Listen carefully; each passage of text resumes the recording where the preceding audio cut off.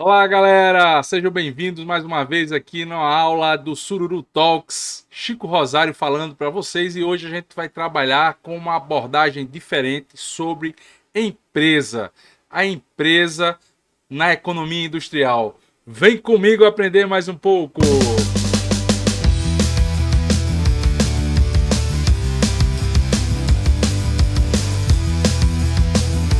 Pois é, turma boa. A gente está agora colocando a empresa no centro da nossa análise. Veja só, quando a gente estava estudando economia industrial, e continuamos a estudar ela, só que agora do ponto de vista da empresa. Mas antes era sempre a indústria, ou seja, o conjunto de empresas que trabalham no mesmo setor econômico, né? Que operam, que disputam o mesmo espaço econômico, o mesmo grupo ou grupos de clientes similares, né? Empresas que às vezes têm o mesmo produto ou produtos substitutos próximos entre si. E essa é a definição de indústria, né? São um conjunto de empresas que possuem, vendem, produzem um um produto substituto próximo entre si. Por exemplo, shampoo. Né? Shampoo, a gente tem milhares de tipos de shampoo, milhares de marcas. Né? Então, nós temos uma indústria que está na área de cosmético e que vende shampoo, certo? Cosmético, se a gente ampliar um pouco mais, nós temos várias empresas de cosméticos, né? Com algumas liderando, algumas que ficam mais tempo na nossa cabeça, que a gente lembra mais rápido, outras pequenas, mas que estão também competindo ali pelo mesmo cliente. Então, isso é a configuração da indústria. A partir de agora, nós vamos ter algumas aulas trabalhando com a empresa. Então, a gente vai colocar a empresa, entender a organização interna da empresa, suas estratégias para sobreviver nessa concorrência. Sim, isso é papel do economista entender a empresa, sim, apesar dessa análise ser bastante negligenciada pela maioria dos economistas, mas é uma abordagem extremamente rica, importante e bonita, porque a gente começa a entender comportamentos, decisões dos gestores, estratégias que dão certo, que dão errado, que em alguns mercados dão certo, em outros dão errado e vice-versa. Então, a gente começa a entender melhor como é que a dinâmica de uma indústria se processa do ponto de vista da empresa em particular. Então, a gente vai começar a estudar e entender isso a partir de agora. Então, aqui eu vou ficar pequenininho para poder falar um pouco sobre isso. E aqui eu vou ficar aqui do lado rapidinho e a gente já fala um pouco sobre a organização das grandes corporações. Veja só, por que grande? Como é que a gente chega já na grande? Eu vou falar em outra aula sobre a pequena empresa, a organização da pequena empresa e como a pequena empresa hoje, nesse mundo que a gente está vivendo, extremamente dinâmico e dominado por oligopólios, a pequena empresa sobrevive. Mas nesse momento, a gente vai começar a entender como é que a empresa, de modo geral, ela se organizou ao longo do tempo e que essa organização, mesmo da pequena, reflete como as grandes conseguem articular os seus recursos produtivos e assim conseguir espaço no mercado. Então é isso que a gente vai falar a partir de agora e olhando para a grande empresa industrial é, que vai operar e vai permitir urbanização, vai permitir desenvolvimento econômico, vai permitir uma série de questões, mas a partir do entendimento de como isso acontece na geração, na geração de renda, de valor, né, e na é, é, apropriação desse valor por parte da grande corporação. Então, como eu já tinha falado para vocês, a organização das grandes corporações, qual o impacto? Eu coloquei aqui o boi, né, o touro de Wall Street, porque é exatamente isso que a gente está tratando aqui, a perspectiva da grande empresa no mercado de capitais, por exemplo, com as ações e tal, só a grande empresa consegue isso e ela precisa de ter uma organização bem peculiar, é comum a todas as grandes empresas, mas peculiar no sentido do seu funcionamento. Então, sem mais conversa, mais delongas, vamos lá entender um pouquinho como é que isso se processa, né? Então, inicialmente, vocês imaginam aí, eu coloquei a imagenzinha da fábrica com o símbolo de rede, de Wi-Fi, né? Rede sem fio, né? Exatamente para mostrar que não é mais a fábrica, né? A gente hoje tem setores, os limites setoriais, eles são bastante fluidos, tá certo? Hoje, por exemplo, a gente vai olhar o que é a Amazon, por exemplo. A Amazon é uma empresa de quê? É uma empresa que vende livros pela internet, é uma empresa de stream de vídeos, de áudio, é uma empresa de armazenamento de dados, é um marketplace. Finalmente, o que é a Amazon? Né? Uma empresa de tecnologia da informação. Então, veja, o que eu estou querendo mostrar com essa figura é que as fronteiras são extremamente fluidas. E dentro dessa perspectiva de organização das grandes corporações, as fronteiras da empresa é fundamental para ser entendido, para a empresa ser melhor entendida, né? Entender as fronteiras empresariais é um ponto-chave para você entender como é que a empresa se organiza, né? E mais do que nunca hoje, porque a gente hoje não tem uma definição clara das fronteiras das empresas. A não ser uma pequena empresa, e olhe lá, viu? Porque você tem pequena empresa que atua, que é uma empresa de tecnologia da informação, assim, quando você olha no local onde ela está funcionando, mas ela atua em mercados de saúde. Aí a gente tem o quê? Health Tech, por exemplo, né? Então, pô, que é isso, né? Então e outra, isso é tecnologia da informação, mas também eu tenho Health Tech no desenvolvimento de novos medicamentos, novos fármacos, né? E ela usa tecnologia, uma empresa de conhecimento, ao mesmo tempo produz um produto que vai entrar numa indústria em particular, que é a farmacêutica. Então, você começa a ter uma série de diluições das fronteiras das indústrias.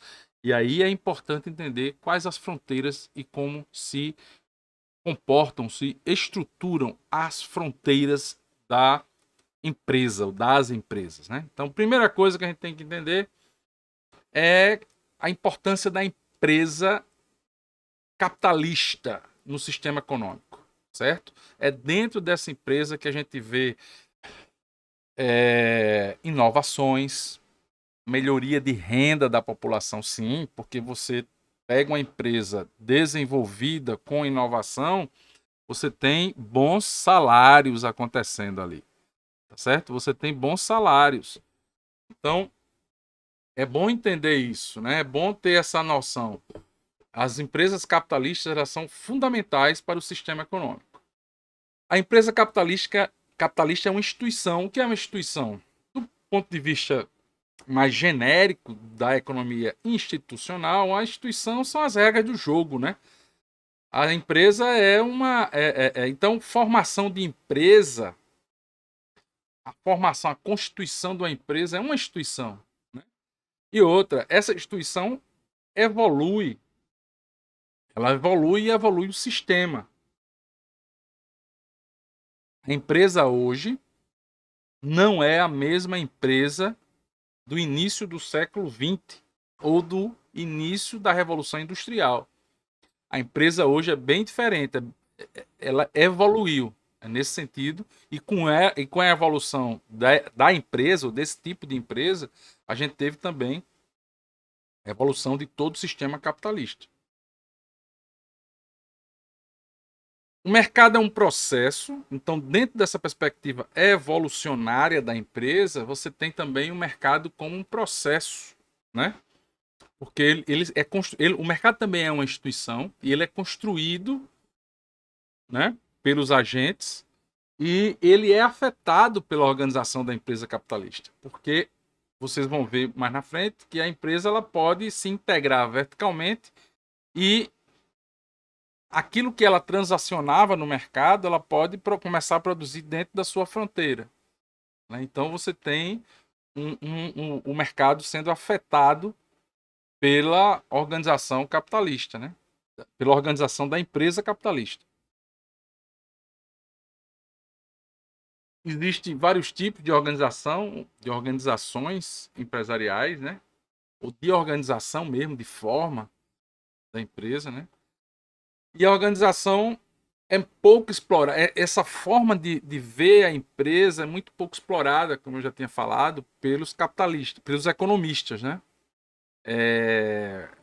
Geralmente a gente olha, o economista olha a empresa como uma função de produção e começa a generalizar todos os comportamentos possíveis da empresa a partir da função de produção. E a gente vai ver que isso pode, em alguns momentos pode ser possível, mas na maioria das vezes pode ser um erro, pode ser um limitante analítico para qualquer situação. Então, o que eu estou trazendo aqui é exatamente uma possibilidade da gente entender um pouco mais como as empresas se organizam a partir de conceitos de economia, né? De economia industrial, para ser mais exato. Então, essa empresa na economia, como é que ela vai funcionar? Então, ela tem que ter alguns conceitos. Eu vou falar mais sobre esses conceitos, mas a priori eu vou tá colocado aqui, tá posto aqui alguns conceitos, que é o conceito, por exemplo, de contratos incompletos, por mais que você tenha um contrato, sempre vai ter alguma coisa que alguém vai querer se dar bem em cima de você ou de empresa. Então, o comportamento oportunista, né? Então, você vai ter contrato incompleto sempre à margem de comportamentos oportunistas desse contrato. Não vai ser o foco específico do que a gente vai trabalhar, mas a gente vai abordar um pouco sobre isso. Especialização dos ativos humanos, óbvio, né? Porque a empresa ela vai se especializar isso que Adam Smith pensava, né? Na especialização da produção para conquistar maior produtividade. Então, essa especialização é natural. A questão da competência, né, da melhoria das habilidades, a gente vai ver isso. De modo geral, os contratos relacionais, esse é outro tipo de contrato que a gente não vai tratar, mas contrato relacional, como o próprio nome está dizendo, são contratos que, às vezes, são acordos, né? Que às vezes não são nem escritos, mas quando são inscritos, são mais um contrato pro forma, porque sabe que muita coisa do contrato corre é tácito, não é explícito, não dá para colocar no contrato. E aí entra a ideia do contrato incompleto também, né? Mas é um acordo, é um contrato mais de convivência, vamos dizer assim. É a grosso modo, uma certidão de casamento é um contrato relacional, certo? Porque nem tudo o que consta na vida de um casal vai estar escrito no contrato, né? Autoridade e liderança faz parte da empresa, da estrutura organizacional, sistema de incentivos, salários, benefícios, bônus, etc. Né? Punições, inclusive, descontos de salário, etc. Então, sistema de incentivo que vai rodar dentro da empresa e, óbvio, conflitos políticos, porque a organização tem dentro de uma organização existem outras organizações informais, como bem destacou Abraham Maslow, né? Nas suas pesquisas. Né? Bom, 3 abordagens que a gente vai tratar aqui nessa aula, que é do ponto de vista da economia, que a primeira abordagem da empresa, né? A abordagem da empresa, no caso, é entender essa primeira abordagem ela é, na verdade, uma fusão de vários modelos, certo? Então, mas eu coloquei aqui o título de um artigo que deu o pontapé nessa visão, nessa primeira abordagem, que é a produção, custos de informação e organização econômica, do Armen Alkian. Ele desenvolveu um pensamento sobre uma junção de várias perspectivas econômicas de como a empresa se organiza.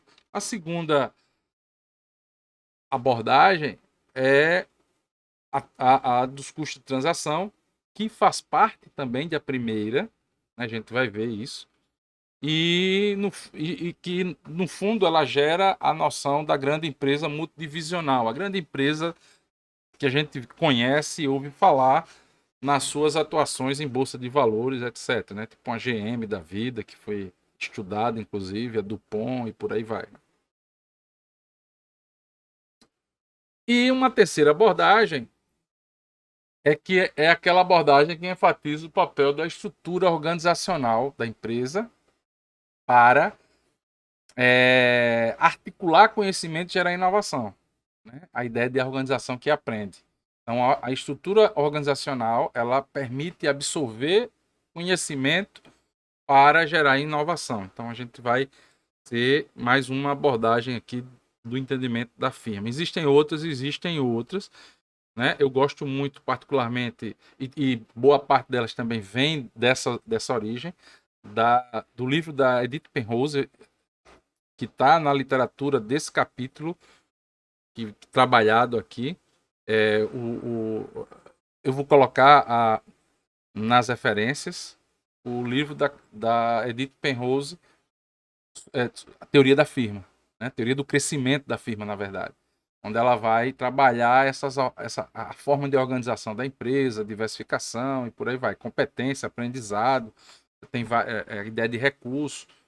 Então é bem seminal, bem como o trabalho do Armen Alker sobre produção, custos de informação e organização econômica também são bases para a gente começar a entender melhor a evolução da teoria da firma, além da teoria marshalliana tradicional da economia neoclássica. Bom, como tudo aqui também está embebido, eu diria, né, da teoria de custo-transação, então eu fiz aqui coloquei logo de cara a teoria de custo-transação. Não vou tratar a partir daqui da empresa vista pela teoria de custo-transação. Estou apenas explicando o que é o custo-transação. Então, custo-transação é o custo de negociação e monitoramento. Esses dois primeiros, negociação e monitoramento, particularmente o monitoramento, ele é o tema central da abordagem que a gente vai fazer agora, no próximo slide. Então, a abordagem da firma a partir dos custos de monitoramento das relações dentro da empresa. A gente vai ver isso, né?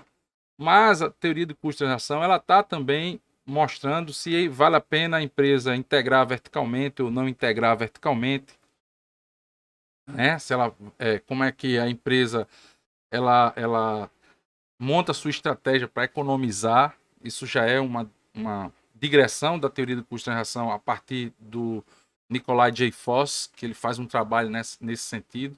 Quer dizer, uma das estratégias da empresa, ela faz tudo, inclusive inovar para reduzir custo, né? Então, um ponto de partida da teoria do custo-transação. Então, a teoria do custo-transação, ela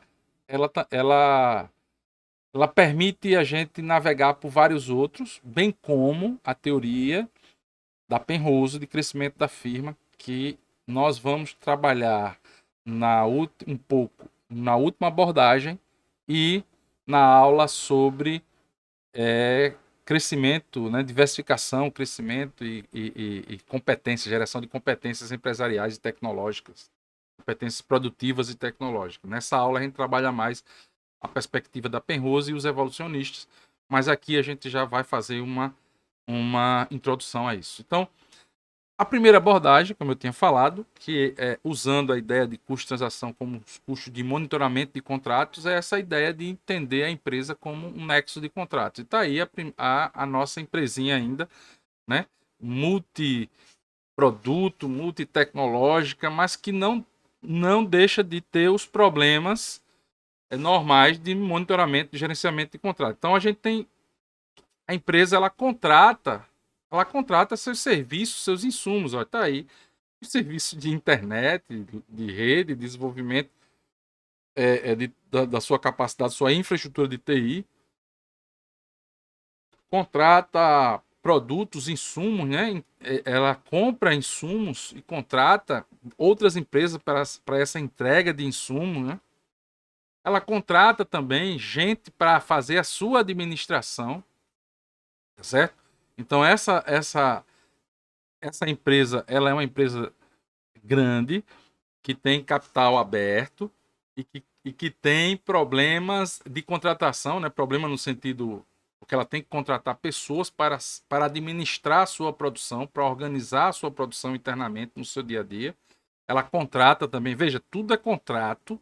O que eu estou tentando mostrar para vocês é que eu estou montando uma empresa a partir dos contratos dela, né? Eu contrato mão de obra de chão de fábrica, eu contrato gente para trabalhar no chão de fábrica. Então eu contrato os colarinhos branco, né? White collars, como chamam, e também contrato o pessoal de chão de fábrica, o operário mesmo, que vai fazer a produção acontecer. Se o white collar planeja a produção e as estratégias da empresa, o pessoal de chão de fábrica, eles vão fazer a produção acontecer. Então, do ponto de vista de entrada, essas são as contratações. Mas também tem as saídas, né? Eu vou representar aqui a empresa entrega, contrata a entrega, né? E também tem os seus os seus distribuidores, né? Que não deixa de ser um acordo, um contrato. Os distribuidores, pode ser os lojistas, pode ser os intermediários distribuidores também, não é? Então a gente tem aí uma empresa formada por contratos. Cada tracinho azul desse é um contrato em particular, tá certo? E cada contrato desse tem características específicas de funcionamento. Então, quando se contrata a infraestrutura lógica, né, a infraestrutura de TI da empresa, a empresa contrata a infraestrutura de TI com empresas ou pessoas ou profissionais especializados em TI, compra equipamentos ou contrata o aluguel de equipamentos. É muito comum as empresas alugarem equipamentos dos fornecedores de infraestrutura de TI e quer que aqueles equipamentos funcionem dentro de determinadas especificidades, especificações e tal. Então, cada especificação desse está posto em um contrato, né? Então, é como se você comprasse um produto e financiasse as parcelas, né? Você está fazendo um contrato também ali. A empresa está ali vendendo e você está se comprometendo do lado de pagar. A empresa está se comprometendo em ceder o produto que é dela, então direito de propriedade. Isso é outra discussão, mas eu estou colocando aqui para ilustrar. A empresa é dona de um produto que vai lhe vender. Você é dono do dinheiro que vai pagar a empresa. Então você faz um contrato que a empresa entrega o produto e você entrega o dinheiro. Se for dividido em parcelas, você vai entregar, você faz o contrato para entregar o dinheiro em determinadas parcelas durante tanto tempo, pagando juros, se for o caso. Então, o que eu estou tentando mostrar é a empresa, ela nada mais é do que um conjunto de contratos que precisam ser monitorados. E aí, para monitorar, a gente tem alguns problemas, né? Com alguns conceitos. Então, o primeiro deles é o seguinte: eu tenho direito de propriedade sobre os meus ativos, tanto a empresa como os fornecedores dela de algum tipo de serviço, tá certo? Então, aquilo que eu falei, a firma da infraestrutura de TI tem a infraestrutura de TI, tem um conhecimento e tal, e vai ceder isso para a empresa em troca de dinheiro, de recurso, né? De recurso financeiro. Então, todo mundo aí, cada tracinho azul desse é um contrato que está cedendo o direito de propriedade sobre um produto, um insumo, o trabalho, né? Como é o caso do operário, né?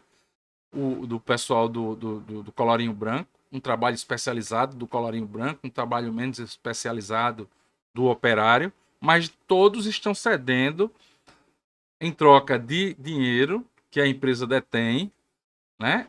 Que também é um direito de propriedade dela, ela detém aquela quantia em dinheiro e repassa isso para os diversos prestadores de serviço que vão fazer a empresa existir como um nexo de contratos. E aí, você tem os direitos de propriedade, que são recursos, né, também, E esse direito de propriedade, eles vão ser trocados a depender da estrutura de incentivo. Se a empresa paga pouco, por exemplo, não tem bônus, não tem nada, não vai pegar as melhores cabeças para gerir lá, por exemplo. Ou se ela não tem um bônus para o vendedor que vai fazer a entrega ao distribuidor, ela não vai ter boas vendas. Então, isso é estrutura de incentivo, né? Então, qual é a estrutura de incentivo que existe para que as coisas se mobilizem? Então, todo mundo que está assistindo essa aula tem o interesse de aprender alguma coisa, então, para poder ter um benefício. Senão, você não estava perdendo tempo assistindo a aula. Então, é essa estrutura de incentivo da sociedade que faz com que a sociedade ande dentro de uma estrutura de nexo de contratos, né, uma lógica de contratos. Nexo, no sentido de lógica, a empresa é uma lógica de contratos que são gerenciados. Né? Então, dentro dessa perspectiva, você tem uma estrutura de incentivo por trás que vai direcionar alguns contratos que a empresa precisa. E ela precisa montar essa estrutura de incentivo. Né? Bom, quando eu começo a trocar esses recursos, eu tenho algum tipo de problema aí, que a gente chama de informação assimétrica. Por quê? Porque às vezes eu posso estar dizendo que conheço de alguma coisa, tenho especialidade em alguma coisa, e no fundo meu diploma não é um cursinho livre ali de 5 horas. E eu tenho especialização, vou dizer. Né? Mas só eu sei. A empresa não sabe. Às vezes, o que é que ela faz?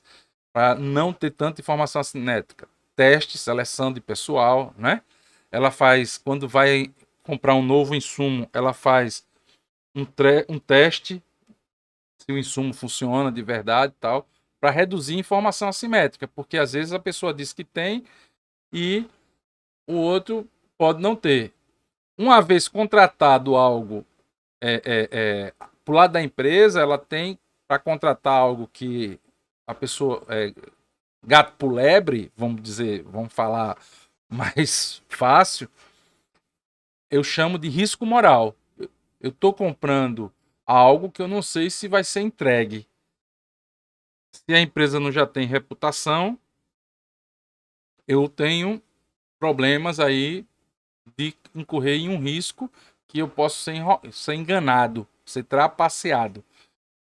Como é que a gente vê? A gente vê muito isso no mercado digital, por exemplo, quando a gente vai nos marketplaces e compra algo de um vendedor que eu não conheço, que está longe de mim, distante, fora da minha cidade, e eu vou em quê? Nas avaliações dele.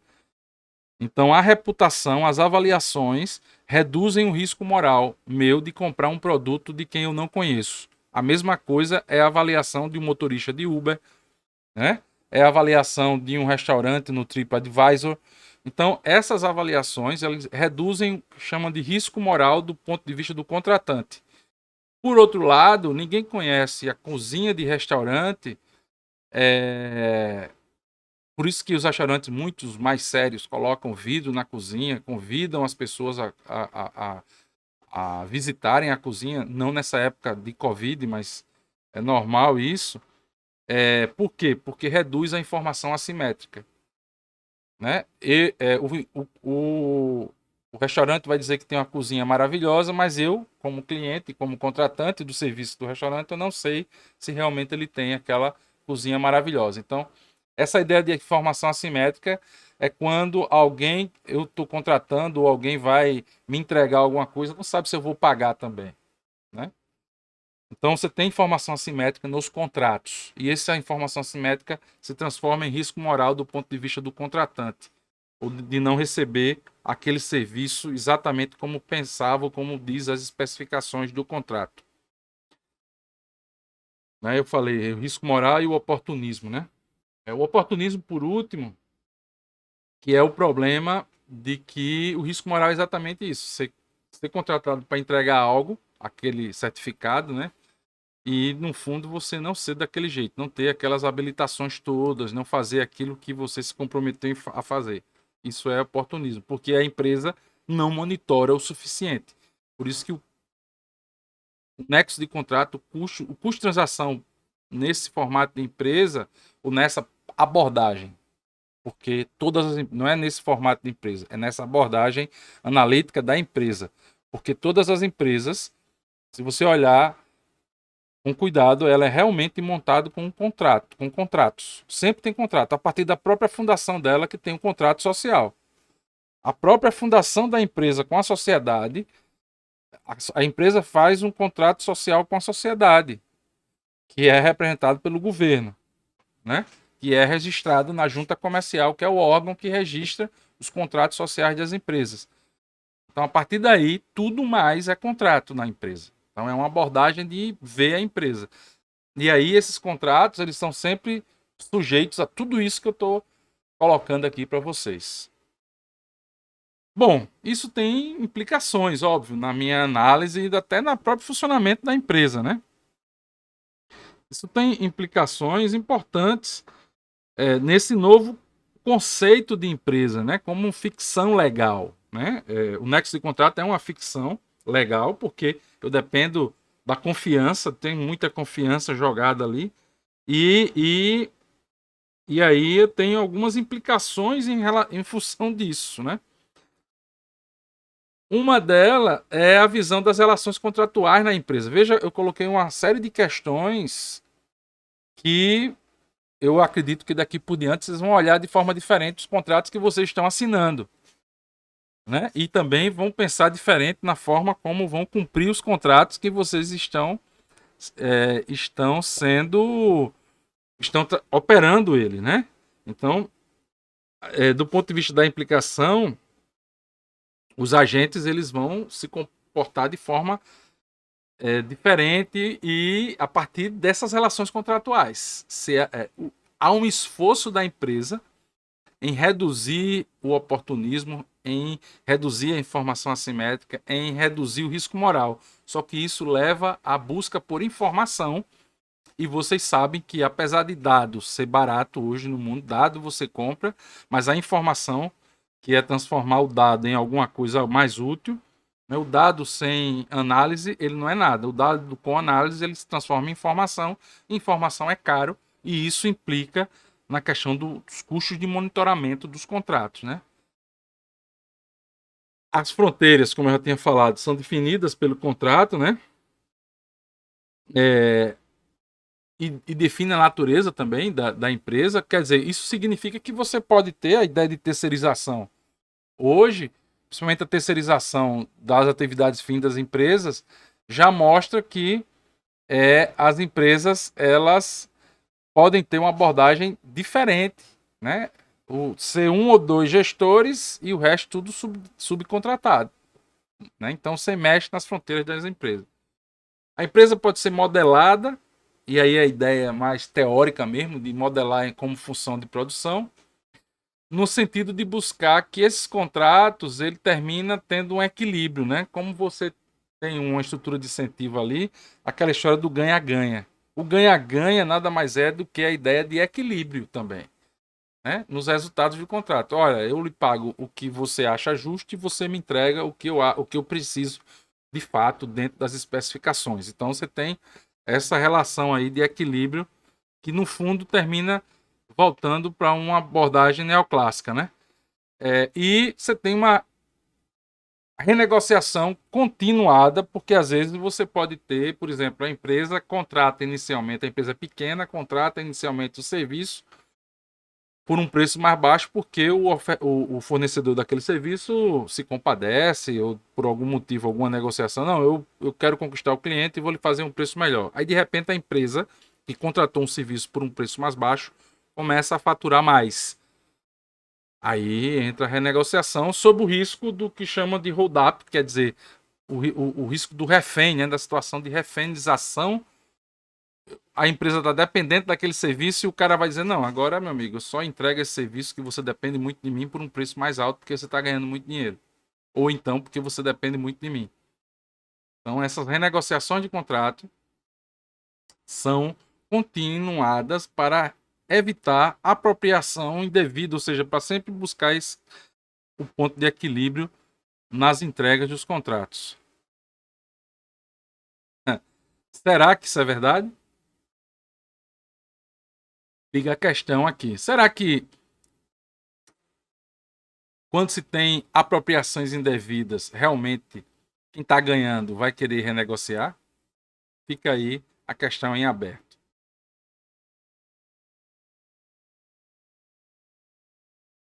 Esse nexo de contrato nos leva a uma questão importante, que são os custos de agência, né? Onde você tem a separação do capital com a gestão. Eu estou colocando o capital aqui na figura do tio Patinhas, é diferente da gestão, que é o executivo dos 7 instrumentos, que faz de tudo hoje em dia, né? Quase o super-homem da gestão. Então, existe um custo de agência que é exatamente aquilo que o tio Patinhas, o capitalista, quer, mas que o gestor, às vezes, ele está mais interessado nos objetivos dele, que são os bônus. Por exemplo, os contratos de gestão dos grandes CEOs, né? Os Chief Executive Officers, que são os presidentes das empresas, por exemplo, ou alguns diretores chave, alguns vice-presidentes chave, vice-presidente de informação, de TI, vice-presidente de venda, de marketing. Então, esses vice-presidentes, esses grandes executivos das grandes empresas, eles têm contratos e agora na pandemia isso ficou bem claro, mesmo que a empresa tenha prejuízo, tenha problema, dentro do contrato dele, o salário dele não cai rapidamente quando ele tem parte da remuneração sendo variável, flexível, né? Então, você tem aí um choque de interesse, que eu chamo de custo de agência, entre os interesses do executivo de manter o seu salário e os seus benefícios, ou os seus ganhos, que pode ser em dinheiro ou não, e o capitalista querendo que o cara renda mais, reduza custo da empresa, produza mais, conquiste mais mercado, trabalhe mais. Então, a gente tem esse problema, né, que estão diretamente ligados com isso, com a ideia dos custos residuais da empresa, que nada mais são do que esses custos de monitoramento continuado a partir de, hoje em dia a gente chama de KPI, né, que é os indicadores-chave de produtividade, de sucesso, né?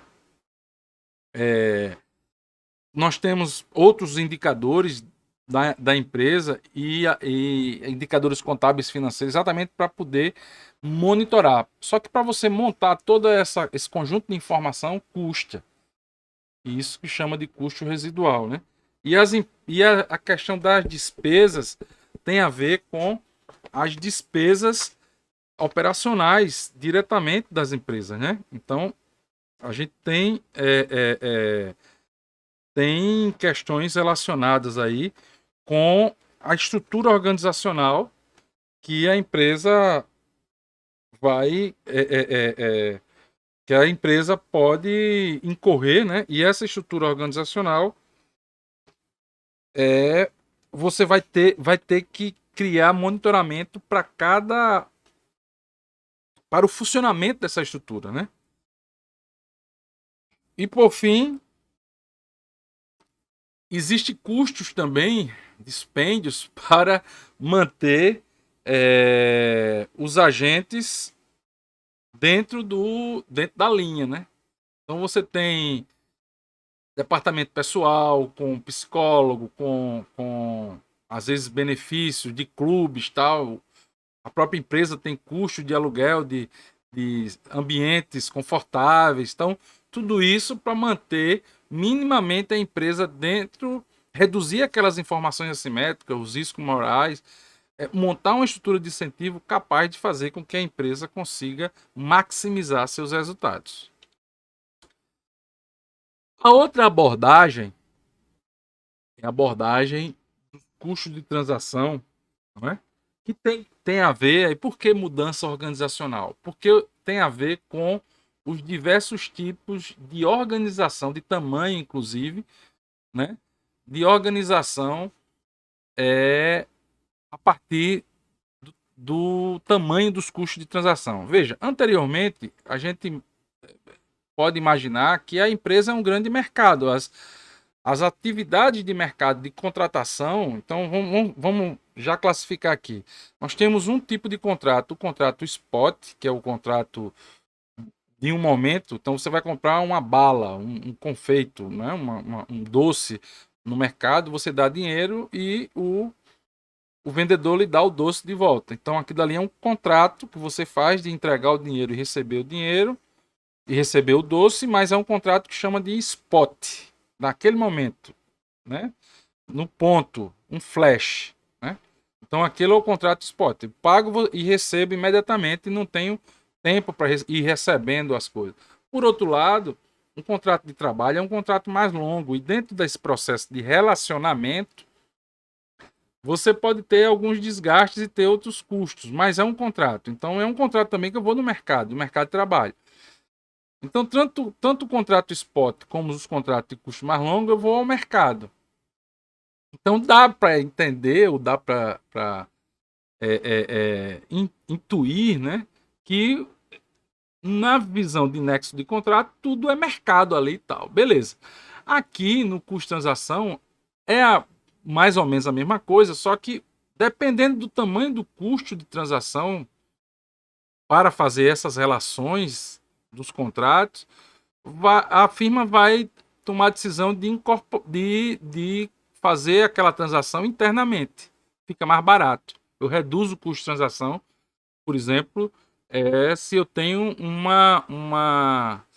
por exemplo, eu tenho uma cafeteria dentro da empresa que evita que meu funcionário saia para tomar um café fora da empresa e com isso ele perca tempo. É melhor eu dar 15 minutos de intervalo e com a cafeteria dentro da empresa, que eu reduzo o custo dele de busca, o custo de transporte para outra cafeteria em outro lugar, né? Então isso seria um custo de transação. Isso eu só estou exemplificando. Ou também um custo de transação em que o exemplo que eu gosto de falar é quando você vai fazer uma roupa. É mais barato você comprar uma roupa numa loja do que mandar um alfaiate ou uma costureira fazer, porque você vai ter que provar a roupa, você vai ter que comprar o tecido, o botão, os aviamentos todos, contratar a pessoa, não sabe se ela costura direito e tal. Enquanto você vai na loja, está pronto, você veste, prova, ficou legal, ótimo. Então, você reduziu bastante seus custos de transação. Então, isso é a ideia de custo de transação. Comprar uma roupa é fácil. Fabricar a roupa em grande quantidade é que começa a ficar mais difícil. Por isso que, às vezes, é mais fácil você incorporar, como algumas empresas, elas vendem, ela tem a loja e também tem a fábrica por trás. Então, essa integração vertical é também um ponto importante na decisão dessa mudança organizacional nos custos de transação. Então, rapidinho, custo de transação é o custo de uso do mercado. Tá aqui o mercado, todo mundo brigando às vezes no mercado. E a mudança organizacional é essa aqui. Eu sair do mercado e incorporar, ao invés de eu estar transacionando o tempo inteiro no mercado, eu jogar todas aquelas transações melhor monitoradas dentro da empresa. Então, essa é a ideia de mudança organizacional. Do mercado para a firma, para a empresa. Tem algumas implicações em relação a isso, né? Primeiro, você tem diferentes tipos de estratos gerenciais que vão definir os diferentes tipos de empresa mesmo. Uma empresa pequena, lógico, você vai ter gerentes um pouco mais ou um pouco menos propensos a altos salários, até porque a própria estrutura da empresa não vai conseguir, né? E também menos qualificado.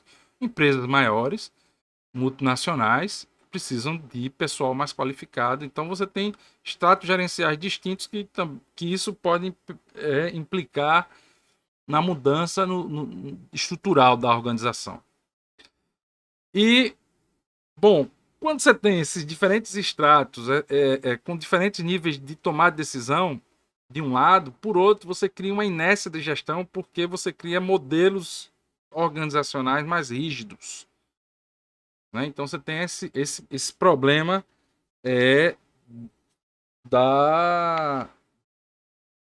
das condições de funcionamento da empresa. Ela torna menos flexível quando ela fica grande demais e começa a incorporar todas as suas interações com o mercado e ela simplesmente bota para dentro e começa a crescer como corporação, né? E aí esse estudo sobre isso, Oliver Williamson é prêmio Nobel em economia, e um dos estudos dele é exatamente isso. Como é que as empresas então fizeram, né? Então, para reduzir esses problemas, ele percebeu, pesquisando a General Motors, ainda na década de 30, 40, DuPont, que é a empresa química, né? E outras empresas, ele percebeu que outras grandes empresas americanas, GE, por exemplo, também fez parte do processo. Ele e o Alfred Chandler, que cunhou o termo que a estrutura organizacional, ele cunhou não, ele identificou que a estrutura organizacional ela é constituída, ela é montada a partir da estratégia competitiva, estratégia de mercado da empresa. E o Williamson, ele olhou o mesmo estudo e disse, olha, mas aqui para evitar enrijecimento da estrutura organizacional, a empresa ela criou divisões. Ela é grande, a grande empresa, ela tem muito problema de custo de transação, mas ela criou divisões. Então, a ideia de integração vertical, que é um problema central do custo de transação, dessa abordagem de mudança organizacional, particularmente, ela criou, para não enrijecer, ela criou divisão, né? Multidimensional, multidivisional, na verdade. Né? E essas divisões são quase firmas, quer dizer, você tem uma unidade central, um headquarter, né? uma unidade decisória central que define a gestão financeira e estratégica da empresa. E aí você tem várias divisões, por exemplo, uma GM. Uma GM ela tem de banco, financiador, a parte de turbina de avião, passando também por outra quase firma, né, que é a parte de automóveis, né? A General Motors de automóveis. Então você atua no setor bancário, atua no setor de aviação, atua no setor automobilístico, por exemplo. A GE, General Electric, outra empresa importante, ela atua no setor elétrico, óbvio, ela fabrica turbina de hidroelétrica, né? Turbinas geradoras de energia elétrica. Então, ela é indústria de bem de capital, assim como a GM também, e fabrica lâmpadas eletrodomésticas. Ela acabou de vender isso há alguns anos atrás. Ela vendeu a divisão de eletrodoméstico dela, que ela fabricava também nos Estados Unidos, e fabrica, e é um dos maiores fabricantes de equipamentos, bem de capital também, equipamentos médicos para exames, né? Então, tudo isso são divisões da GM, da GE, desculpa, e também da GM, tem várias divisões. Então, essa ideia da empresa multidivisional do Williamson para o que ele identificou foi que essas empresas usam esse sistema para reduzir o enrijecimento estrutural interno, para não ficar, para dar conta das mudanças dos diversos mercados que essas empresas atuam. Por último, e não menos importante, nós vamos aqui na abordagem da organização que aprende, né? E o que é que significa a organização que aprende, né? A organização que aprende, ela define o processo de aprendizado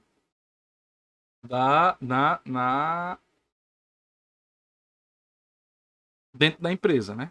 Então, como é que a empresa inova? No fundo é isso. Como é que a empresa inova? Certo? A figura está bem mostrando, tá mostrando bem isso, né? Inova e cresce. Né? Então, a firma é um conjunto de recursos, certo? A firma é um conjunto de recursos, é visto assim. Essa é a proposta da Penrose. Por isso que é bundle, porque é feixe, né? Às vezes na tradução do inglês, bundle of resources, mas é o feixe de recursos, um conjunto de recursos produtivos em que a firma vai combinar, reencaixar.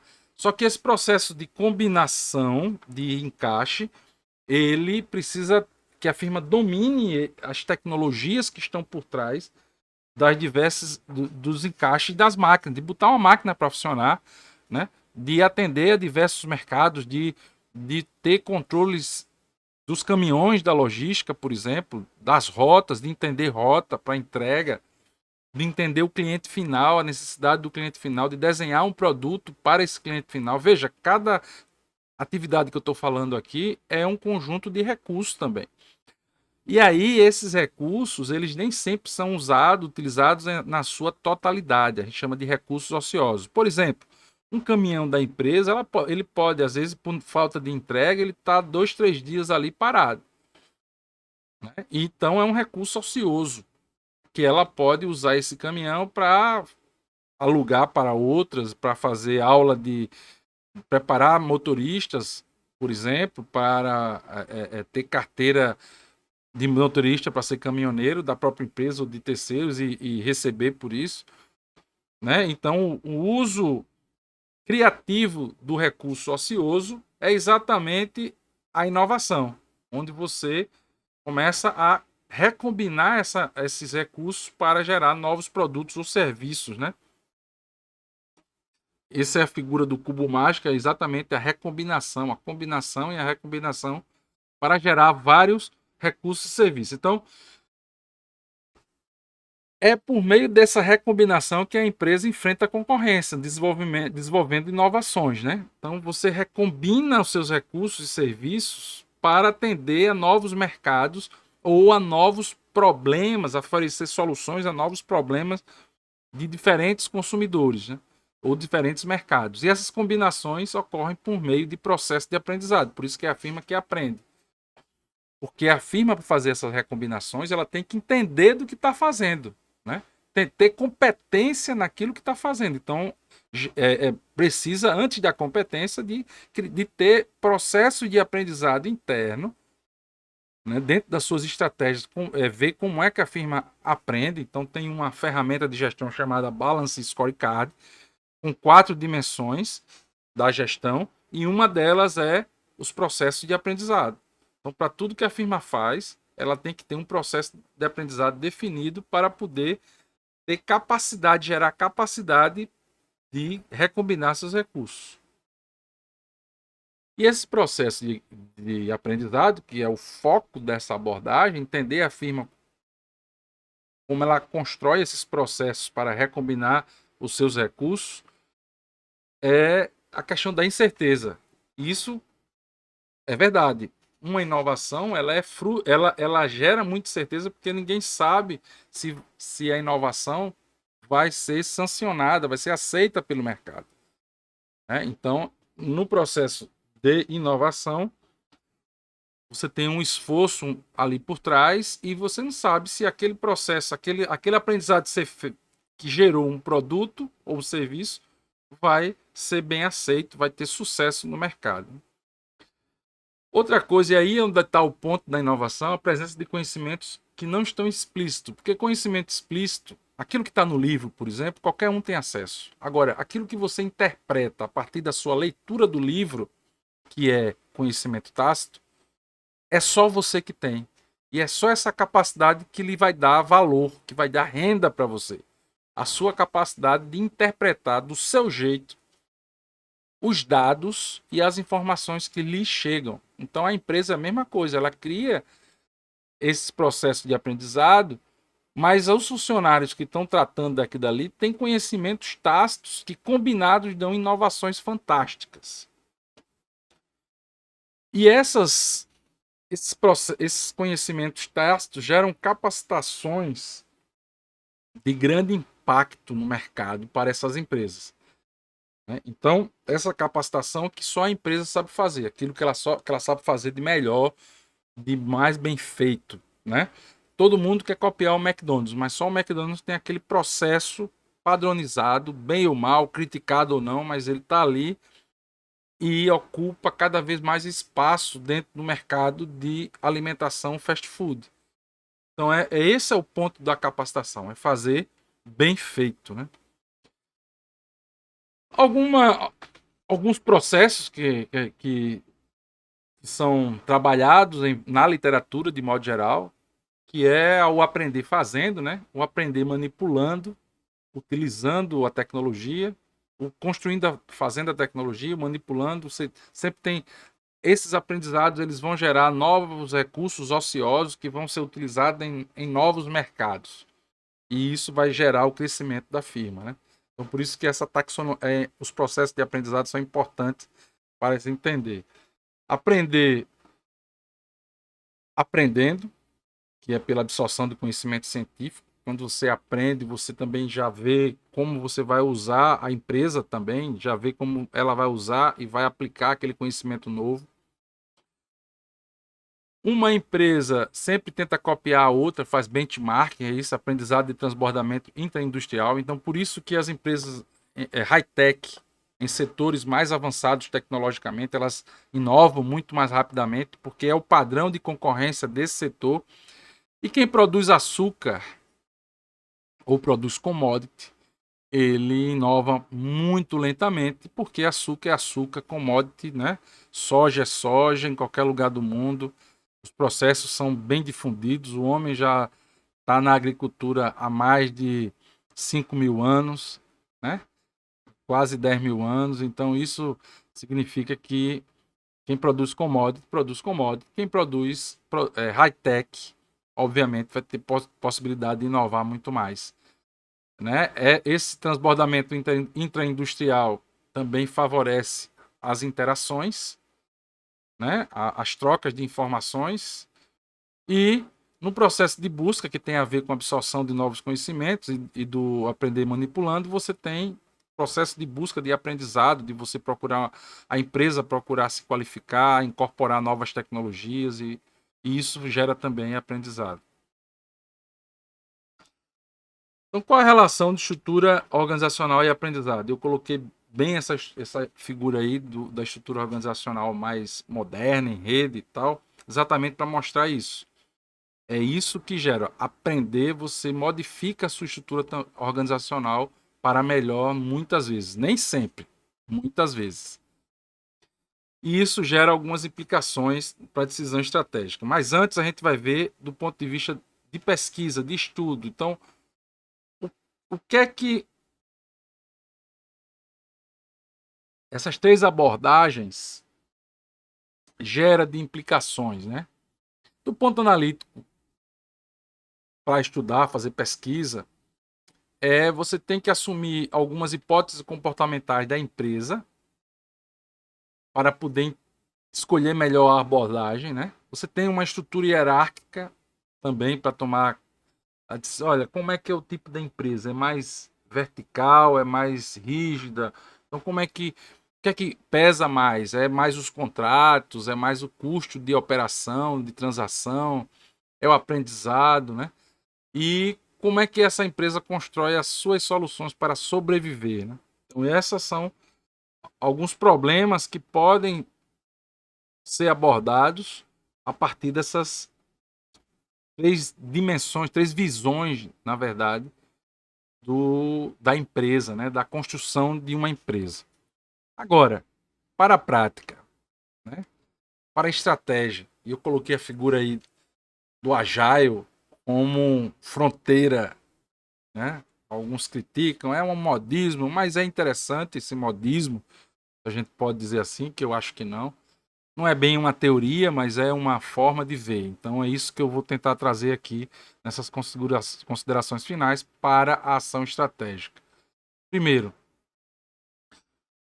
para abordar a empresa dentro de alguma linha dessa que foi colocada anteriormente, dentro de uma das três, é preciso entender o ambiente competitivo. Veja que a gente está falando aí o tempo inteiro da grande empresa. Só que essa última abordagem de processo de aprendizado, a pequena empresa ela se encaixa bem também. Então você tem que entender o ambiente competitivo. Existem ajustes contínuos da estrutura organizacional em função da estratégia que a empresa adota. Então é aquela história da estrutura puxada pela estratégia do Chandler, né? O Chandler colocou bem isso, né? Ele estudou isso e definiu que é assim que funciona e é verdade. Um ambiente competitivo vai exigir que eu adote uma postura estratégica que traga para mim uma visão operacional que dê conta daquele ambiente, de resposta, de soluções, né? E por último, não menos importante, o ambiente competitivo atualmente exige cada vez mais uma estrutura enxuta e ágil. Isso implica em mais contratos, na gerenciamento de mais contratos, no decoupling, né? Como chama o professor Tales, né? De Harvard. Ele fala nessa desagregação das diversas atividades de valor de dentro da empresa, e os terceiros saem fazendo e depois a empresa organiza tudo por meio de contratos, ou simplesmente a empresa perde aquela função dela no mercado. Então, essa rapidez, essa agilidade está por trás do decoupling, né, do Thales Teixeira, que é entender a cadeia de valor e como é que as atividades de valor dentro se desacoplam, né? Desintermediação das atividades de valor. Então, isso é um ponto fundamental aqui, quando a gente diz na visão atualizada da estrutura enxuta e ágil, que é muito importante hoje e que as empresas elas conseguem sobreviver quanto mais ágil forem nesse mundo extremamente competitivo. Pessoal, é isso, né? É isso que eu trouxe aqui para vocês. Eu agradeço bastante a presença de todos e conto com vocês para a próxima aula, onde a gente vai trabalhar um pouco mais sobre diversificação, crescimento e o trabalho dessas competências que foi falado aqui nesse processo de aprendizado, olhar a empresa no processo de aprendizado. Então, conto com vocês. Visitem aqui o nosso site, Sururu Talks. Esse é o código, né, o QR Code do nosso site. Vá lá, tem muita coisa exatamente sobre essa parte de empresa ágil, empresa enxuta, de inovação, tecnologia. Conto com vocês e conto com vocês na próxima aula. Valeu, tchau, tchau, até a próxima.